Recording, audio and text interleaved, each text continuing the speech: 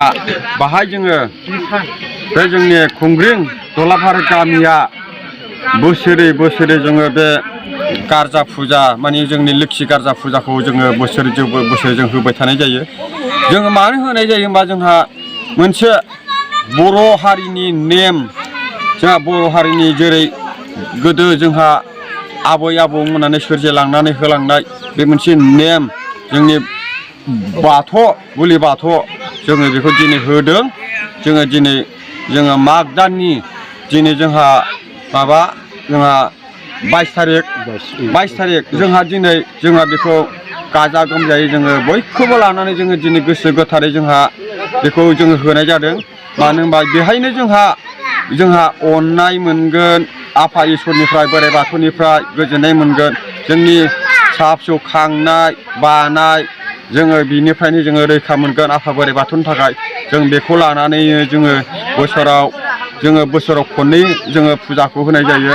जोंहा दिनै लोक्षि गारजाखौ होबाय आरो जोंहा फैगौ आरो हामबाय फुजा दंबावो। जोङो बोसोराव खननै फुजा होनाय जायो। दा बेनि थाखायनो जोङो नंगौ जोङो गुदि बर'नि जारिमिन हिसाबै जों मिथिगौ। जोङो जारिमिन हिसाबै जों मिथिनाय बुलिथे जोङो बुङो आरो जोङो लेखा रोङाबाबो जोङो फालिबोगासिनो दङ। नंगौ जोंनि गुबै धर्मआनो जोंनि बोलि बाथौ होननानै जोङो मिथिगौ हिसाबै जोङो दा बोलि बाथौखौ जोङो गोख्रोङैनो मोजाङैनो जोङो फालिनो जों नाजाबाय थायो आरो जोङो नाजागासिनो दङ आरो जोङो दा फालिगासिनो दङ। दा बाहाय जोंहा बाहाय मावनांगौ खुलुमनांगौ जोंहा दा आइजो बिथांमोनहा माइनाव बिथांमोनहाबो दा खुलुमगासिनो दङ।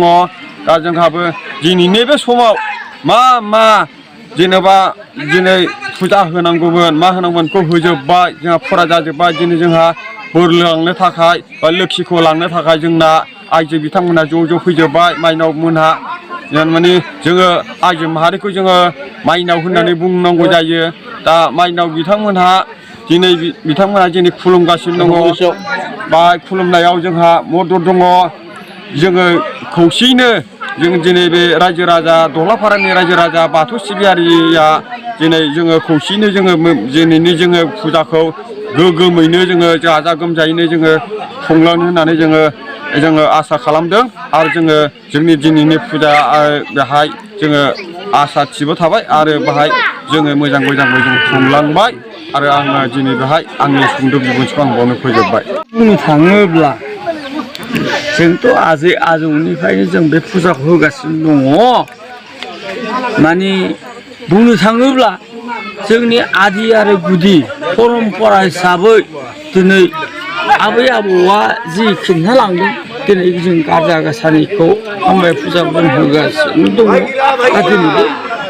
दिनै बांलानि 22 थारिखआव दिनै जोङो बे जोंनि लोक्षि गारजाखौ जोङो गाजा गोमजायै गामिनि आइ आफाखौ लानानै जोङो फुजा फार्मखौ जों खालामनाय जाबाय। दौसिगिरि जानागुरुखौ लानानै दा बेनो आरोखि जाहैबाय जोंनि बे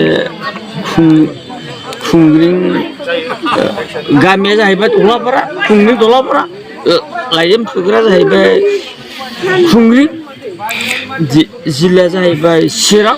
बेखौथ' जोङो माने गोबाव बोसोरनिफ्रायनो जों खुंबोगासिनो दङ आरो दासिमबो दिनैसिमाव खुंगासिनो दङ आरो खुंबाय थालांगोन आरोखि।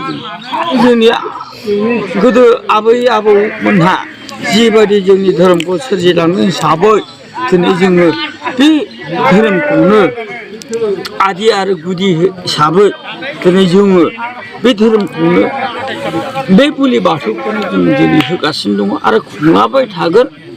सारा जिबन जों खुंलांबाय थागोन आरोखि। बे जोंनाथ' गारजायाथ' माने 18 गारजा होननानै बुङो बयबो मानसिफ्रा। 18 गारजानि गेजेराव जोंना जाहैबाय लोक्षि गारजा। जोङो लोक्षि गारजाखौनो जों जेब्लाबो फालिबाय थायो। दा बे लोक्षि गारजाखौनो जोङो लोक्षि गारजा हिसाबै दिनैबो दिनैनि बे समाव जों बेखौ होनाय जादों। दा बेखौ जोङो माने समाव जोंनि टाइम टेबोलखौ लानानै बोसोर खालाव जोङो गामिनि थाखा फैसाखौ लानानै जों खुंनाय जायो बेखौनो फागुन मास एखमबा माग मासाव खुंनाय जायो बे आरोखि